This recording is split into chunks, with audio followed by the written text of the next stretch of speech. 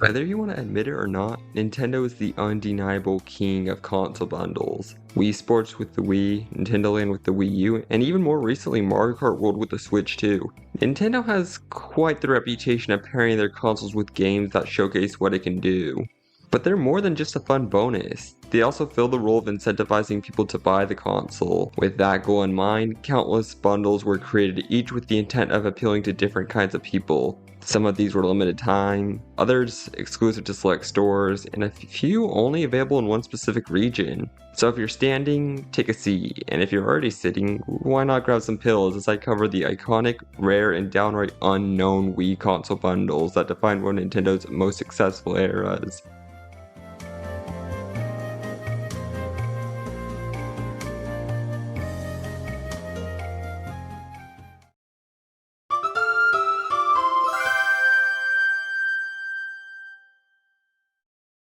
The white Wii with Wii Sports.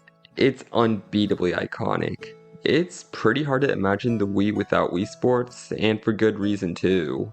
It was bundled with most Wiis throughout the console's lifespan, and was the reason a lot of people bought the console in the first place. Well, unless you lived in Japan or Korea, since in those regions you'd have to buy the game separately. Still though, it managed to not only become the best-selling Wii game, but also the best-selling Nintendo game. Even nearly 20 years later, it is still great fun. Anyone up for a match of boxing later? Cause I sure am.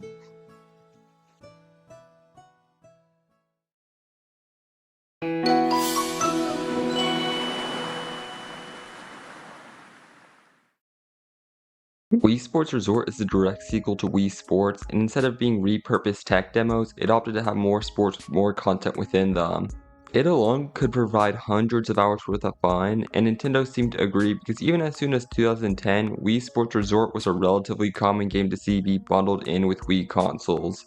Okay, well, technically it started being bundled in 2009, but those were a few limited edition releases. I don't know though, I'll let you be the judge if that counts or not. At first, these bundles would come with the Wii Motion Plus accessory, but it seems that sometime in 2011, the changes made to include the Wii Remote Plus. Some Japanese bundles even came with a blue Wii Remote Plus to match the color scheme of the game. And that's also to mention that the game was bundled with Japanese and Korean Wiis unlike the original Wii Sports. Overall, Wii Sports Resort is an excellent game to include with the Wii. Is anyone up for a game of table tennis later? Cause I sure am.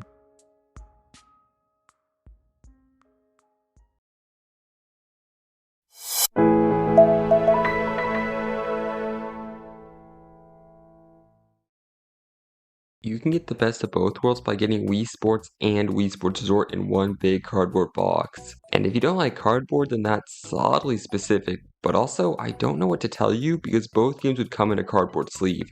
Well, at least for the most part. See, Wii games in Australia didn't use the flimsy cardboard sleeves, and instead they opted to use more standard plastic cases. With the Wii Sports plus Wii Sports Resort 2-in-1 disc being exclusive to Wii bundles, this means that only Australian regions ever got the game in a traditional case. Though not all Wii bundles are created equally. Some of the bundles will give Wii Sports and Sports Resort, but as separate games instead of the special combo disc. This is a bit crummy since the 2-in-1 disc has a special channel banner and is also one of the only ways to play Wii Sports version 1.0 too. But at the end of the day, you're still getting two amazing games, so you can't really complain too much. I mean, is anyone down for a race of cycling and a game of bowling later? Okay, yeah, sorry, I'll stop saying that now.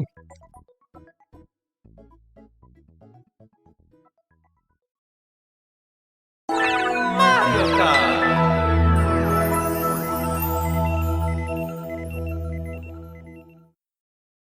Mario Kart is an absolute classic when it comes to multiplayer. In fact, every Nintendo console has had a bundle that contained the respective Mario Kart for that system. Mario Kart Wii was a little different than the entries to come before it. Every Wii console that came with Mario Kart Wii also contained the all-too iconic Wii Wheel. This thing was pretty heavily utilized. It was in the ads, it showed up next to your name in online multiplayer, some terms required you to use it, hell, it was even in the logo. The wheel made the game more accessible, and was one of 4 control schemes you could use. The other 3 being Classic Controller, Wii Remote with the Nunchuck, and GameCube Controller. Focusing on the latter two, a nunchuck was included with the console, so no worries there, but when it comes to using a GameCube controller, things get a little more complex. The Wii Family Edition and Wii Mini both removed GameCube support, and they both also happen to have bundles that contain Mario Kart Wii. I mean, I guess it isn't too big of an issue because those Wii revisions were far less common, but still, it stings a little. Again, Mario Kart is an excellent multiplayer game, and so is the next game, but it seems Nintendo had other plans regarding it. New Super Mario Brothers! Wee! This is where 4-player simultaneous Mario platforming debuted, and what better way to highlight this game's multiplayer capabilities than including a Mario Galaxy CD, when the Wii doesn't even read CDs, nor comes with Mario Galaxy. Okay, so maybe I went into this section a little too fast. You see, unlike Mario Kart Wii, New Super Mario Bros. Wii wasn't such a common choice to come with Wii consoles. And when you exclude the consoles made in commemoration of Mario's 25th anniversary, then there really is only one bundle that contained it. And as far as it goes, it's fairly standard, but New Super Mario Bros. Wii was a game that heavily promoted multiplayer. And to only include one Wii remote feels like a little counterintuitive. Don't get me wrong, New Super Mario Bros. Wii suffices in single player, but if you're playing the entire game by yourself, then you're missing out on the full experience. A second Wii remote would have made perfect sense, but instead it came with a Mario Galaxy music CD. But for what it's worth, Mario Galaxy does have one of the best composed soundtracks in all of gaming, so it makes it a fun little bonus. It's just that this console bundle seems a little confused on what it wants to be, since it includes a multiplayer game but orientates more towards single player offerings.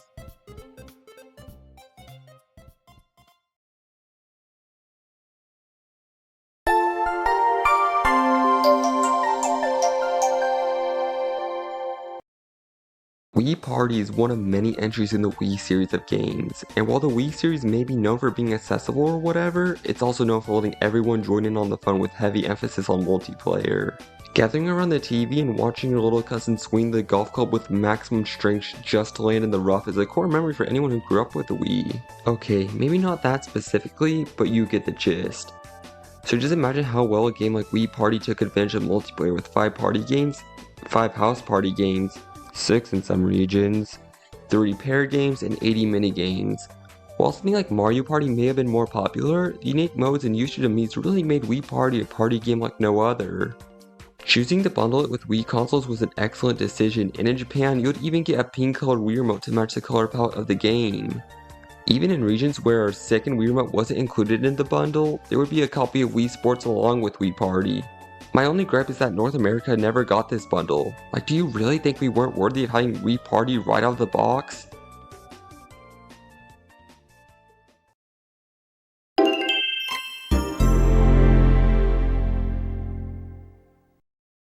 Among the barrage of honestly pretty questionable Wii accessories, there was one that stood out, with that of course being the Wii balance board. It served more as a peripheral, with its killer app Wii Fit requiring it for nearly every in-game activity. The board was quite popular and appealed to a more general audience, so bundling the Wii balance board with Wii consoles offered a good opportunity for those who didn't have a Wii yet to get one. Something that may stand out is the color of the board, since black was an available color in all regions. The packaging for the console was quite interesting. It came in a bigger box with a handle at the top, but on the right side it shows the maximum weight that the balance board supports. Now, when you open the box, there's the Wii console and then the balance board. The only thing that is noticeably different is that both of them come in much simpler boxes, only having the Wii and Wii Fit Plus logos respectively. The insides are the exact same, so I assume this was done to reduce printing costs. When the cheaper Wii Family Edition version of this bundle came out, the contents weren't changed except for there not being a copy of Wii Sports. It's pretty hard to find the prices, but the variant with the original Wii model and Wii Sports would have cost around £200 British, whereas the Wii Family Edition without Wii Sports would have cost £165. Looking at the prices of the items individually, and yeah, you aren't really saving all that much money by getting either bundle, but it holds a lot of value in non-monetary ways. Wii Fit Plus is an amazing game. It honestly saddens me to always see it in thrift stores. I could talk on and on about how much I love it, but that's a story for a different day.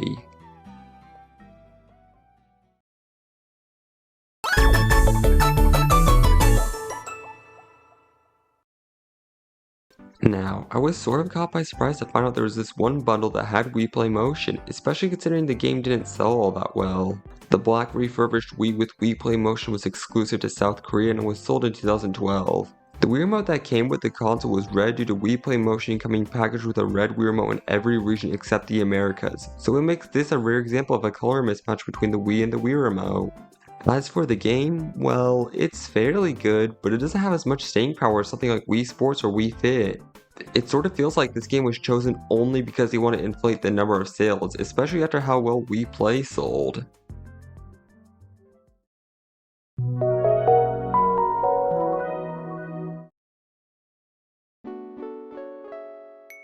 The Wii Mini was a budget option, costing only $100 but launched in 2012 when the Wii U was already on the market. The most common bundle for it was Mario Kart Wii, and funnily enough, copies of the game that originated from this bundle would have the Nintendo WSC logo removed due to the Wii Mini not having online capabilities. However, in Spain, there were two other game options, with those being Zelda Skyward Sword and Wii Sports Resort.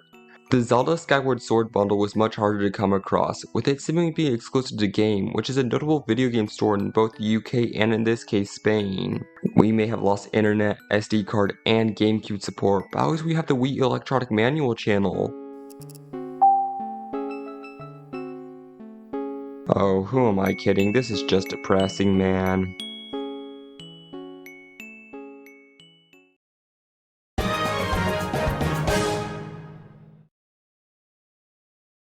Inazuma 11 is a series that originated on the DS but has since gone on to have manga and anime adaptations. What I'm focused on is the Wii entry, since the bundle to include the game actually had a really cool box. The front features some of the characters in a soccer field with a soccer ball pattern in the background. Later versions of this bundle would include the Wii Sports plus Wii Sports Resort 2-in-1 disc, and instead of updating the box design, they just slapped this bright yellow triangle on it and called it a day.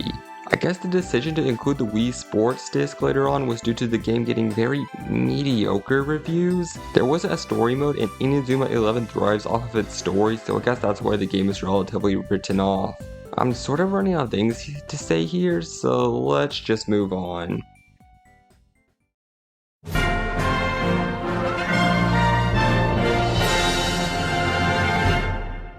Mario and Sonic at the Olympic Games absolutely dominated sales charts in the late 2000s and early 2010s. Sure, reception of the games were mixed, but it still really is a great party title. There were 3 of these games released on the Wii, and all of them came with Wii consoles at some point in time. The first entry, Mario and Sonic at the Beijing Games, was included in the Wii Special and Deluxe Edition packs. These were available from Game, likely as Black Friday offerings in both 2007 and 2008 respectively, but that's just my speculation since it's pretty hard to find any sort of information on them.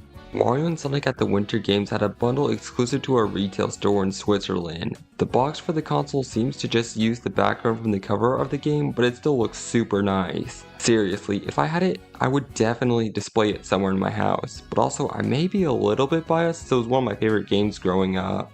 Unfortunately, the London Olympic Games 2012 didn't have a very interesting console box, but there were details to be appreciated with the game cover. Unlike the other two Mario and Sonic games, this one came with a cardboard sleeve, but it had a yellow end label to match that of the plastic case. New Super Mario Bros. Wii did the same thing, but it's nice attention to detail regardless. Also, this was the only example of the blue Wii being available in Europe, so that's something, I guess.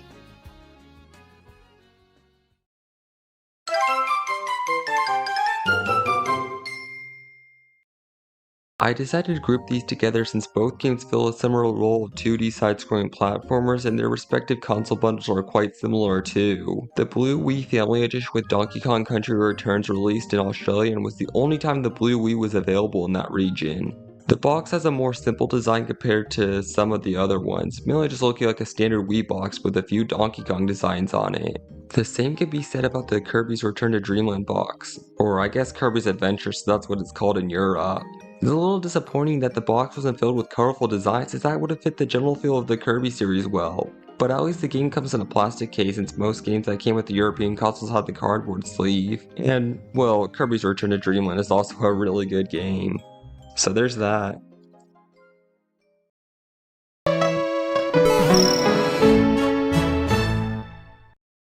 The tradition of celebrating the anniversary of Super Mario Bros. started in 2005, with that being Mario's 20th anniversary. And in 2010 came Mario's 25th anniversary. Among all the other things released for the occasion were these unique Red Wii consoles. While you could get the Red Wii in every region, what came included with the console varied on region.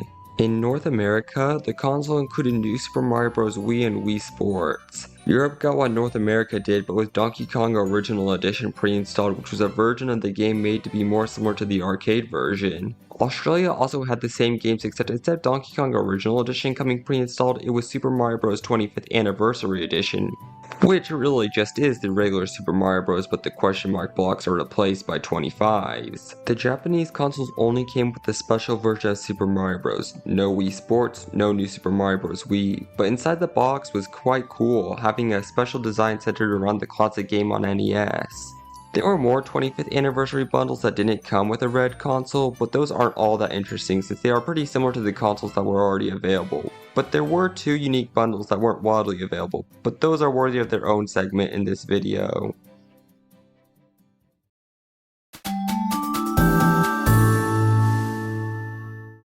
This is an interesting one. It's likely one of, if not the most expensive Wii bundles, costing a hefty $425, but when you see what's offered, then it sort of starts to make sense. There were 3 Wii remotes and 3 nunchucks, but there was also 2 other games included along with Wii Sports. There was King of Clubs, which isn't very good, and there was Mario Super Sluggers, which is very good. But with 3 sports games, you would probably hope for a little more variety. Something like Wii Party or New Super Mario Bros. Wii would have worked great, especially since 3 Wii remotes were included. Would have also made the $425 price point more justifiable too. I mean, $425 and we couldn't get a custom box? Just a label that doesn't even cover the entire box? Yeah, over my dead body I'd buy this.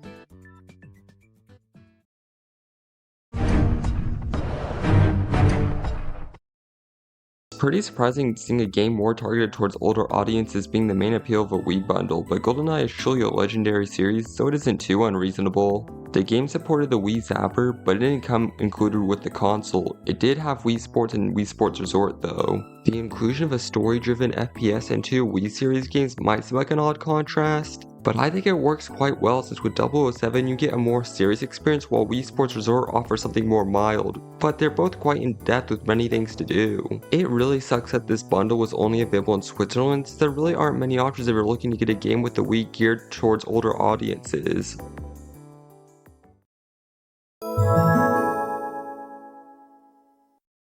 I should probably start this off by saying what Yamada Denki is. Essentially, they are the largest retailer of consumer electronics in Japan. They have locations all around the country, however, this Wii bundle was only made available in one of their stores located in Tokyo. I know I talk about console boxes a lot, but this one is really unique as it has a completely different shape with it being open through the top as opposed to the side. While the Japanese 25th anniversary console didn't include much, this one includes Mario Kart Wii, New Super Mario Bros. Wii, a pink Wii Remote, some stickers for the Wii Remote, and the Super Mario All-Stars port. For one reason or another, this was the only example of Super Mario All-Stars coming included with the console during Mario's 25th anniversary. I guess that's because Nintendo didn't want to just hand out the game they re-released in commemoration. But even if this bundle didn't have Mario All-Stars, it would still be amazing. Getting 3 different Mario games, 2 of which were immensely fun with multiple people, but also getting an extra Wii Remote to actually do multiplayer, this could arguably be one of the best bundles in this video.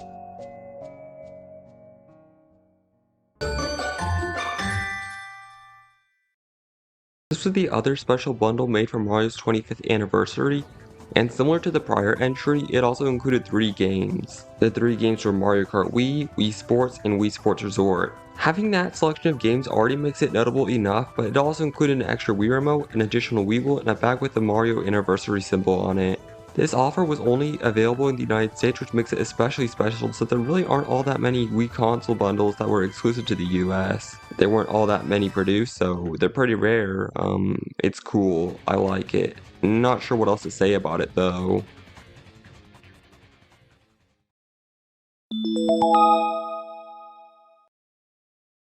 If you've never heard of Wii consoles coming with Wii Points, then I really can't blame you, as this only happened in Brazil. Instead of a Wii Sports disc, there would instead be a voucher with a code to redeem 1000 Wii Points to either buy Virtual Console or WiiWare games. This was likely due to Brazil having very high tariffs on video games. Including a code instead of a physical game helped lower the price of the console, making it more appealing to Brazilian audiences. 2 other variations were also released. One of them is just the same thing but with the Wii Family Edition, while the other included Super Mario Strikers and Wii Sports Resort, all while still having the 1000 Wii Points voucher. In all the bundles came the Wii manual but in Portuguese, which makes sense, but it's a little interesting how the Wii menu wasn't translated into Portuguese. Regardless of that though, it had still sold surprisingly well and might have just been the reason the Wii U had Portuguese translations.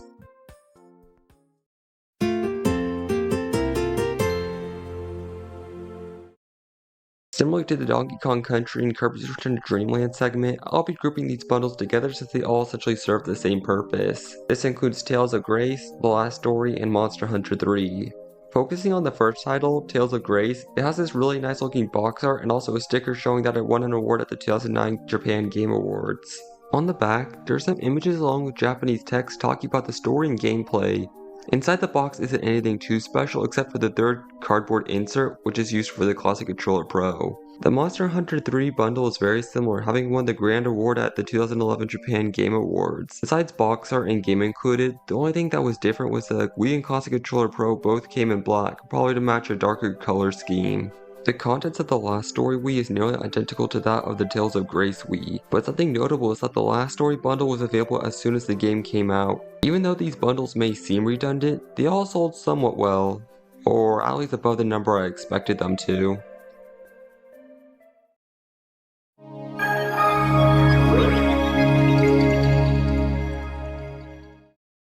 I decided to separate Dragon Quest X from the other RPGs due to it being a lot more in-depth, if you want to say. At first glance, this bundle may seem virtually the same as the previous ones covered, but look a little closer and you'll see that it comes with a USB drive and a gift card for 1000 yen. Because Dragon Quest X was a really big MMORPG, like coming with 2 discs just to install the game type of big. The Wii's NAND only came with 512 megabytes, so the game definitely couldn't be installed there, but rather it would have to be installed to a USB drive. The USB drive included in the bundle is 16GB, and after you install Dragon Quest to it, then it becomes locked to that Wii. This was the only Wii game that required external storage to be played, and also the only game where you had to pay to play online. Okay, well technically Monster Hunter 3 also required a subscription, but that was only in Japan. The 1000 yen gift card would be able to buy a month worth of online, and the subscription could be bought via the Wii Shop channel, which is noteworthy since the Wii Shop channel used Wii Points as currency instead of something like yen or USD. I mentioned this because the gift card was one of the rare ones that worked not on just the Wii Shop channel but also the DSi and eShop. Due to having to pay to play online, the servers were still kept up after Nintendo WSC shut down in 2014, and in fact, the game's servers didn't shut down until 2017. I mean, it seemed like it had a decent enough run.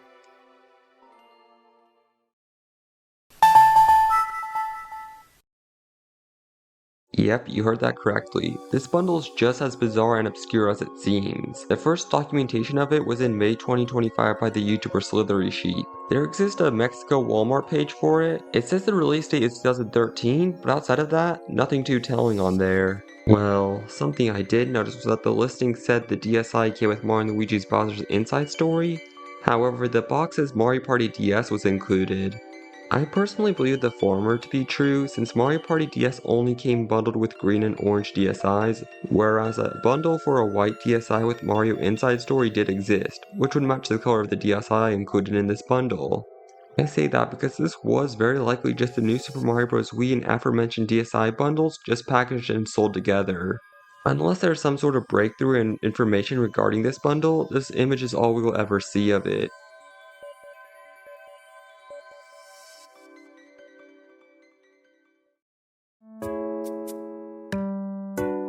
So that was a trip, wasn't it?